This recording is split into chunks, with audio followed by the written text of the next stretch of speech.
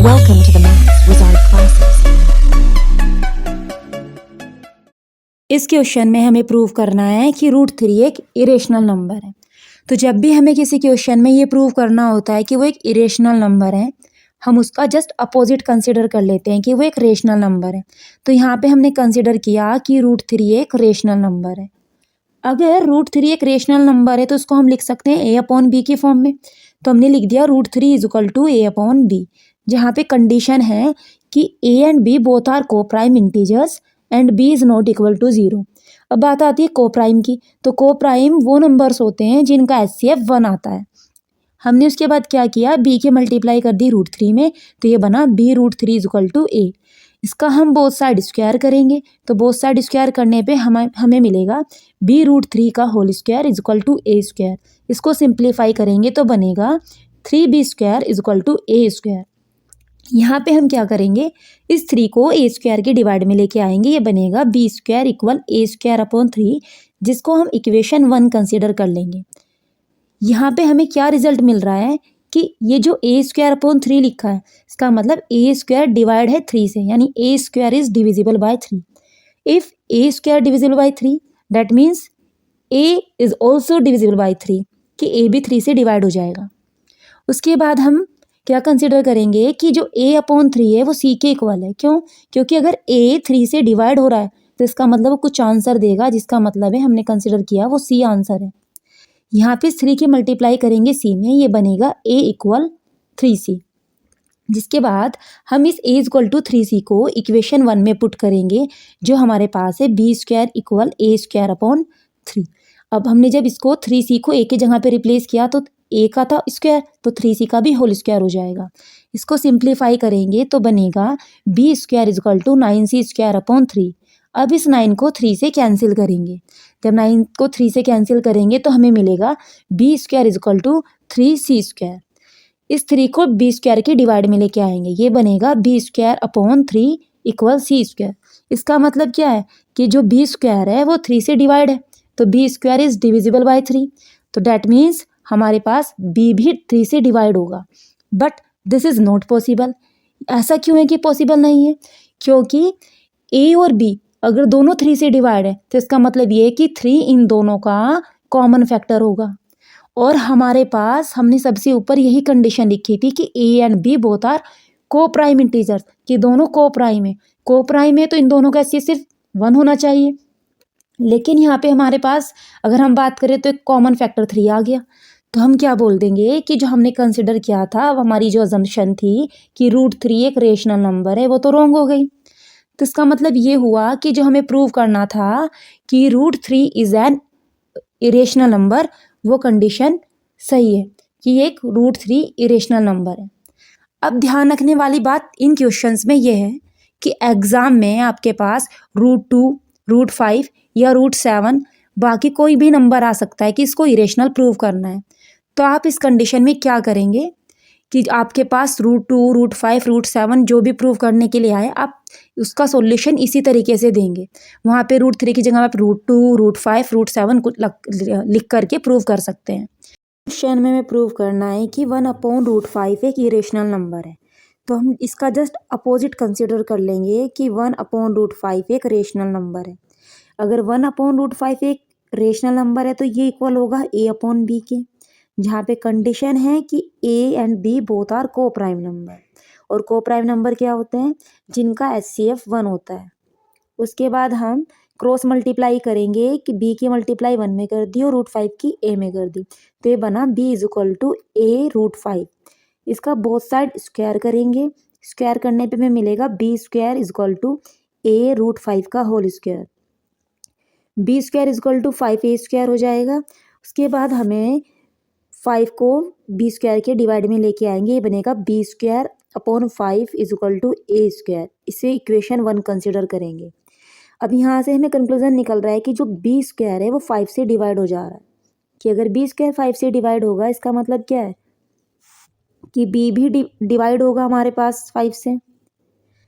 जब हमारे पास b 5 से डिवाइड होगा तो वो कुछ आंसर देगा, उसे हमने कंसिडर किया कि b/5 = c है। हमने अगेन क्रॉस मल्टीप्लाई की तो b = 5c हुआ। इस b is equal to 5c को हमने इक्वेशन 1 में पुट किया, जहाँ पे b का स्क्वायर है, तो इसका मतलब 5c का भी होल स्क्वायर होगा अपॉन में 5 इक्वल a स्क्वायर। उसके बाद क्या करेंगे, 5c का स्क्वायर ओपन करेंगे तो 25c square upon 5 equal a square हो जाएगा। 25 को 5 से डिवाइड किया तो बना 5c square is equal to a square. c square इधर ही रहा, 5 को लेके गए a स्क्वायर के डिवाइड में, तो ये बना c square is equal to a square upon 5। यहाँ से क्या कंक्लूजन निकलता है कि a स्क्वायर भी डिवाइड है किससे, 5 से। जब a स्क्वायर 5 से डिवाइड है, इसका मतलब a भी डिवाइड होगा 5 से, तो इट इज़ नॉट पॉसिबल। क्यों?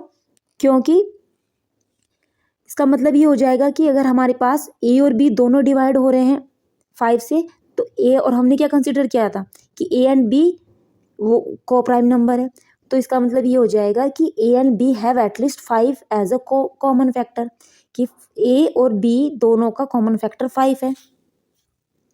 But a and b are coprime, ये हम ऊपर कंसिडर कर चुके थे। तो इसका मतलब जो हमने अजम्पशन ली थी कि 1/√5 एक रेशनल नंबर है, वो रॉन्ग हो गई। हमें प्रूव करना था 1/√5, तो जब वो रॉन्ग हो गई कि वो एक रेशनल नंबर है, तो इसका मतलब ये होगा कि 1/√5 is irrational number, so it is proved. इस क्वेश्चन में हमें प्रूव करना है कि 2 + √3 एक इरेशनल नंबर है, और कंडीशन दे रखी है कि √3 इरेशनल है, इसका यूज़ करके करना है। हम वही जिसको इरेशनल प्रूव करना है उसको जस्ट अपोजिट कंसीडर कर लेंगे कि वो हमारा रेशनल नंबर है। तो हमने कंसीडर किया कि 2 + √3 इज रेशनल नंबर। अगर ये रेशनल है, इसका मतलब ये a/b के इक्वल होगा, और a और b क्या होंगे हमारे पास, यहाँ दोनों के दोनों को प्राइम इंटीजर्स होंगे, और b नॉट इक्वल 0 होगा। बात करें को प्राइम इंटीजर्स की, तो जो नंबर जिनका एचसीएफ हमारे पास 1 आ जाता है वो को प्राइम नंबर होते हैं। उसके बाद हमने इसको सिंप्लीफाई किया, प्लस का 2 हमारे पास इधर प्लस का है, तो इसको अपोजिट साइड लेके गए, तो ये बना a/b -2 इक्वल √3। इसको थोड़ा हमने एलसीएम लेके सोल्व किया, तो ये बना a - 2b/b। अब हमें पता है कि हमारे पास कंडीशन दे रखी थी कि a एंड b दोनों के दोनों क्या है, इंटीजर हैं। जब ये दोनों इंटीजर हैं, तो इसका मतलब क्या होगा, जो a - 2b होगा वो रेशनल नंबर है।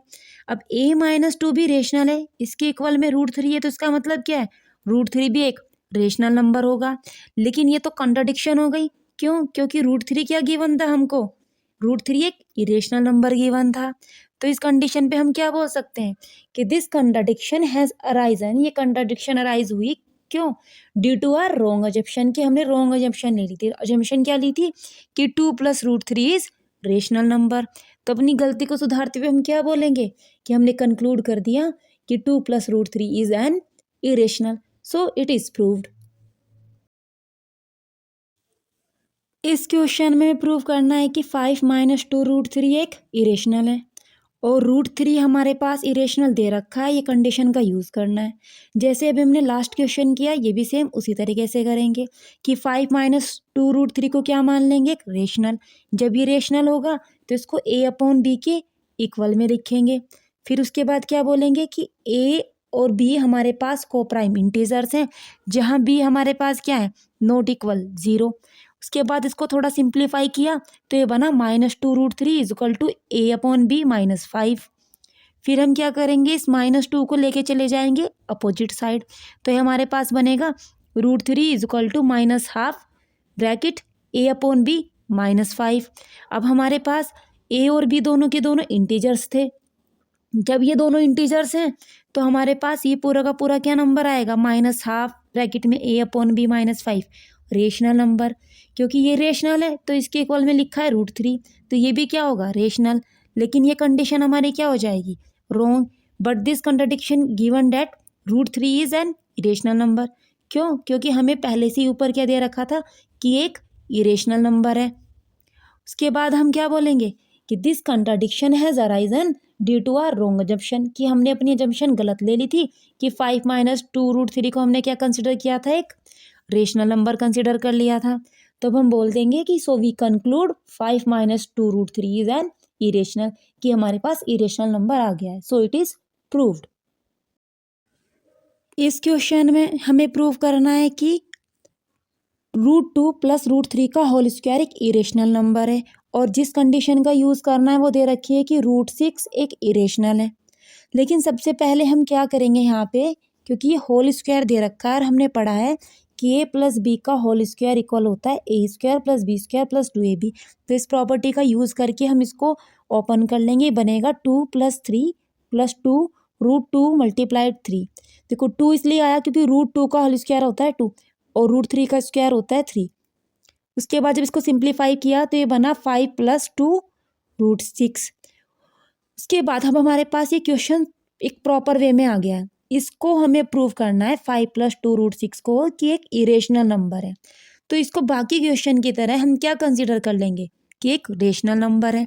ये रेशनल है तो ये इक्वल आ जाएगा a/b के। तो a और b क्या है हमारे पास, को प्राइम इंटीजर्स। ये हम कंडीशन लिख देंगे और b is not equal to 0। इसको सिंप्लीफाई करेंगे तो क्या बनेगा, 2 √6 को तो हम इसी साइड रहने देंगे, प्लस के 5 को अपोजिट साइड लेके जाएंगे।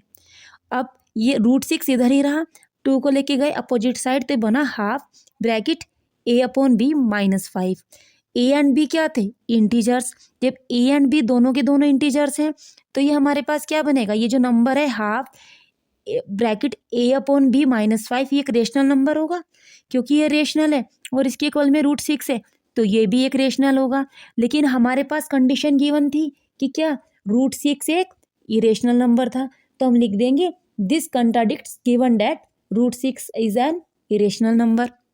तो उसके बाद हम बोलेंगे क्योंकि ये तो इरेशनल गिवन था और इसका हमने भी देखा है ऊपर हमारे पास इस हाफ ब्रैकेट a/b -5 की वजह से रेशनल आ गया।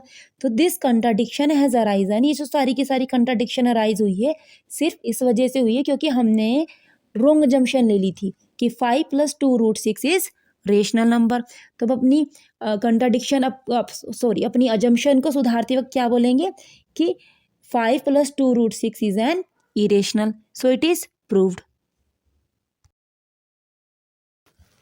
अब एग्जाम में जितने भी क्वेश्चन इस चैप्टर से रिलेटेड आएंगे कि प्रूव करना है इरेशनल और कोई कंडीशन दी होगी साथ में कि वो इरेशनल है, तो सारे क्वेश्चन ऐसे ही प्रूव होंगे। जैसे कि ये दे रखा है 2 - √3/5, तो हम इसको भी क्या मान लेंगे, रेशनल मान लेंगे और इक्वल में a/b लिख देंगे और साथ में कंडीशन दे देंगे कि को प्राइम इंटीजर्स है।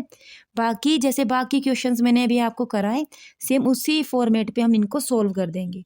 बस ध्यान रखना है सबसे पहले रेशनल कंसिडर करना है, जैसे इस क्वेश्चन में भी यही हमको इरेशनल प्रूव करना है कि इरेशनल नंबर है और √3 एक इरेशनल कंडीशन दे रखी है। तो इन सब में हमको यही करना है कि इन सबको रेशनल कंसीडर करना है, उसके बाद a/b के इक्वल में रखना है और इरेशनल को और रेशनल वाले को सेपरेट कर देना है। और जो हमारी कंडीशन थी उसको अप्लाई करते हुए हम कंट्राडिक्ट कर देंगे कि जो हमने अजम्पशन ली थी वो रॉन्ग थी, और लास्ट में अपना रिजल्ट देख लेंगे जो हमारे पास गिवन था कि इसको आपको प्रूव करके लाना है। तो आपके जितने भी क्वेश्चन इससे रिलेटेड एग्जाम में आएंगे वो सारे इसी टाइप से सोल्व होंगे।